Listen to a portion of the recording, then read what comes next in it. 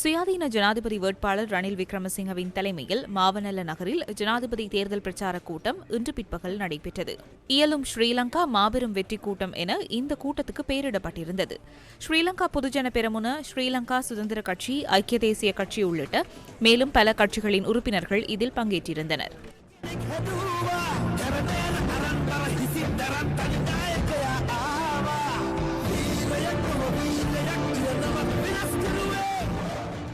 අපි අනාගතය ගැන හිතලා වැඩ කරන්න ඕනේ.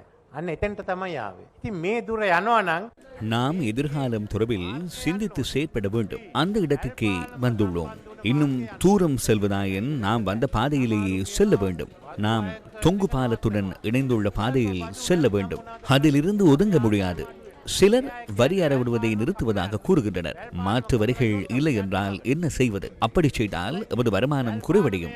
தொங்கு பாலத்தை அறுத்துவிட்டு செல்ல நேரிடும். தொங்கு பாலத்தை அறுத்துவிட்டு சென்றால் நாம் ஆற்றுக்கே செல்வோம். அதுவே நடக்கும். தொங்கு பாலத்தில் செல்வோமா, தொங்கு பாலத்தை அறுப்போமா? சிலர் அந்த வரியை குறைப்பதாகவும் இந்த வரியை குறைப்பதாகவும் கூறுகின்றனர். நான் மக்கள் விடுதலை முன்னணி தேசிய மக்கள் சக்தியின் கொள்கை பிரகடனத்தை பார்த்து குறைந்தது 200 பில்லியன் குறைவடையும் அல்லவா?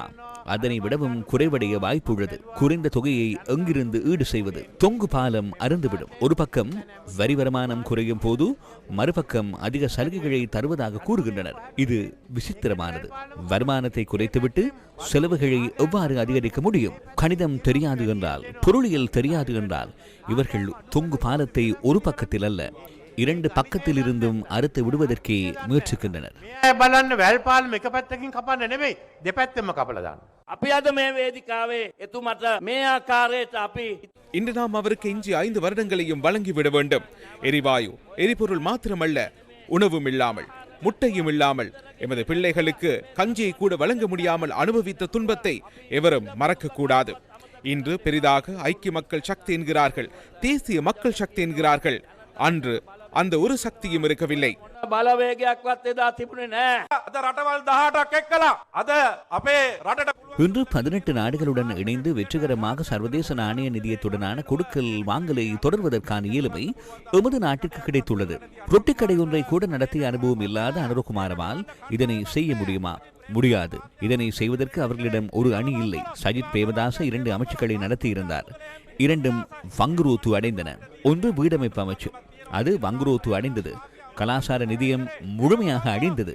அப்படிப்பட்டவரிடம் இந்த நாட்டை கையளித்தால் அவரால் இதனை செய்ய முடியுமா என்பதை நீங்கள் சிந்தித்து பார்க்க வேண்டும். ஆகவே ரணில் விக்ரமசிங்கவை வெற்றி பெற செய்ய வேண்டும் என ஸ்ரீலங்கா சுதந்திர கட்சி என்ற வகையில் நாம் ஒரு தீர்மானத்தை எடுத்துள்ளோம். ரணில் விக்ரமசிங்க மதிதுமா ஜாதி ஆகம் குலமல பேதவலின் இன மத குல பேதமின்றி அனைவரையும் பாதுகாப்பதற்கு ரணில் விக்ரமசிங்க கட்டுப்பட்டுள்ளார். கோவிட் தொற்றால் மரணித்தவர்கள் தொடர்பில் அவர் மன்னிப்பு கோரியதை நீங்கள் அறிவீர்கள். அவர்களது குடும்பத்தாரிடம் மன்னிப்பு கோரினார். அத்தகைய ஒரு விடயம் எதிர்காலத்தில் நிகழாதிருப்பதற்கு வழிவகை செய்யும் வகையில் சட்டங்கள் கொண்டுவரப்பட்டுள்ளன. அவர்களுக்கு பாதிப்பு ஏற்பட்டிருந்தால் நட்டஈடு வழங்க தீர்மானித்துள்ளோம். நாட்டில் வாழும் அனைவரும் இன மத குலபேதமின்றி ஒற்றுமையாக வாழ வேண்டும் என்ற நிலைப்பாட்டையே நாம் கொண்டுள்ளோம்.